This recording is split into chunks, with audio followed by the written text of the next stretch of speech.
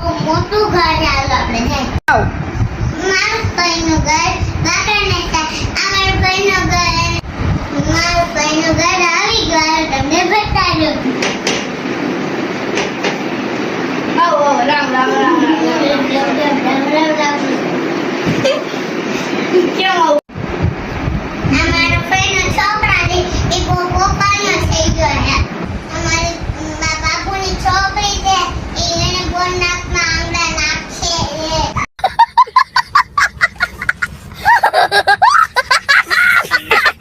તને મારું ઘર બતાવી.